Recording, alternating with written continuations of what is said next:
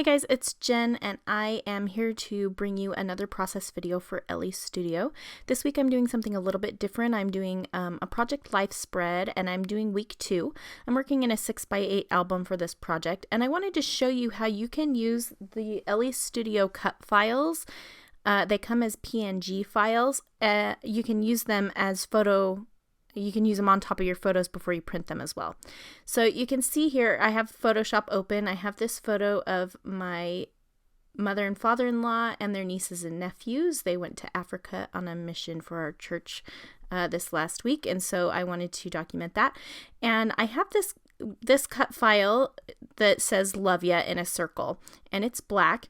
And what I'm going to do is put this onto the photo, but before I do that, I want to change it to white. So what I'm going to do is I have it selected, and then I have white in my little color picker here. I could switch this and make it blue. I'll show you that first actually. So you go to Edit, Fill, and then you want to choose foreground color, and that's what's telling you it's going to pick this box that's on top here to your left. And then I'm going to have Preserve Transparency clicked and choose OK. And you can see there it filled it with blue, but what I really want is white. So I'm going to switch the foreground color to white, Edit, Fill, and click OK. So you can make it any color that you want. And then I am just going to drag it over to my photo. So here I have it, and I'm just going to play around with the placement and the size. I think I want it a little bit smaller. And I may journal a little bit directly on the photo, maybe just the kids' names or something. And so I think what I want to do is place this on the left so you can see underneath where it says love ya, that the photo is dark enough for you to be able to read that. So I'm going to click the checkbox, and then I have that there, and I can go ahead and print that on there. Now if I wanted to, I could move this anywhere really. I could put it down here at the bottom. That would be kind of cute too, actually. I like where things interact with the edges, and so I like the idea of that, but I like the idea of keeping it a full circle, and maybe I can put another, like a little acrylic heart or something here. So maybe I will put it directly on the photo, and then I will print or type some journaling up at the top of the photo to make my 3x4 card. So I think I am going to place it right in the middle of the photo, which seems weird, but I have a plan in mind. But I just wanted to make you aware that those cut files can also be used to print on your photos. So now this is all ready for me to print, and it's going to have this little love ya on it, and that will be a fun addition.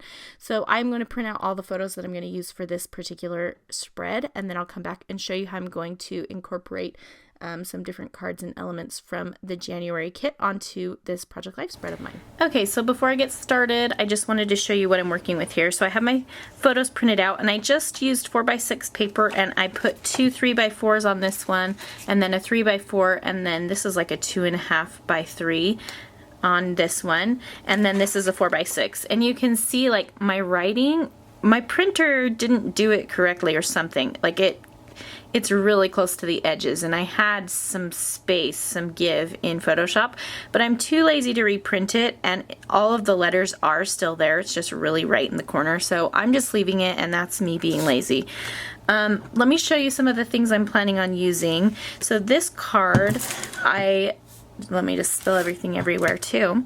This card, I purposely printed this photo to go on here, and so what I'm going to do is, I'll just maybe do this real time, is cut this photo apart. So I have the weather one and this one, and this is just going to go directly onto this card, and I think that I will squish it down so there's no white space on the bottom. Yeah, and I might just write a quick sentence and put a label on here or something for that one. And then I have this one of the weather, which is going to be my title card. And what I'm going to do on that one is use the dated stamp set to stamp the weeks. So I'm just going to do January, I think it was 9th through 15th or whatever. I'll look it up before I do it, right here in this corner spot. So that will go there. And then I have these two photos, and again, I showed you this one before. There's a little bit less space on the bottom than there was in Photoshop, but I'm just gonna deal with it. It's fine. So that will probably go there, and then this photo of me and my friend might go here. I haven't decided exactly how I want to lay this out yet. And then this photo of our tree will go here, or maybe I need a little bit more color over here, so maybe I'll do this one here. And I'm planning to do this XO card here because I want to write a little bit about how much we loved them and how it was we were sad that they were leaving. But maybe to bring some color over here, I'll just put this weather report card. I haven't decided yet, but this feels very gray, so I can bring some embellishment over here to kind of bring a little color in. But that's kind of my plan. I'm going to put you on fast forward while I kind of work through this, but I have some of the elements of the kit from January, as well as some of the add-on pieces, but some of these little die cuts are from the kit that will work really nicely. I've got some stickers, also the puffy heart stickers pulled out as well, and the coordinating stamp set. So we'll see which ones I get used up this time, but that's kind of the plan for now, and I will put you on fast forward. Okay, so I'm going to start with the date card because I know exactly what I want to do for that. And I'm using some black Stays-On ink to stamp directly on the photo, this rainy photo. And I just lined up all of the stamps on my block, and I'm stamping down the date January 9th, 2017, and I'm going to change it so it says January 15th and stamp it right below it. I thought about using the box that goes around these, but I thought it would be too bulky, and I like the look of these large numbers stamped just plain as well. So I'm just going to leave it like that, and then I will find something to place below it, a sticker that said "This happened," which is appropriate, right? And then I'm going to call that good for now. So I'm going to move on to this 4x6 card, and I'm using a star die cut from the January kit, but I am flipping it over. It's gray and I want it to be white. So I just flipped it over and stapled it with a gold staple right above the journaling. And now I am just getting this little card done with my in-laws on it. I stapled a little puffy heart to it, and I love the way puffy hearts look when they're stapled. It just kind of indents around the staple, and it looks really cool.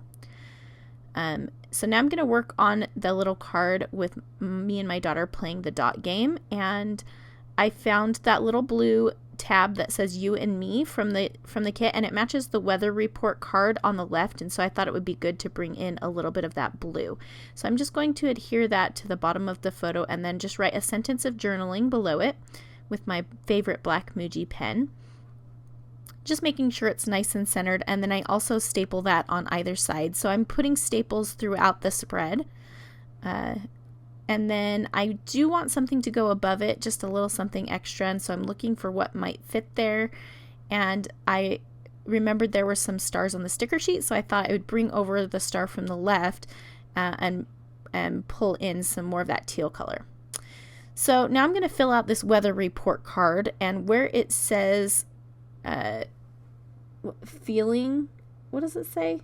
Feels like, I'm stamping the word rain with the new small Olivia alphabet, and I used some new ink from Ali Edwards, and it is called, sorry, I'm just looking at my ink pad right now, Columbia.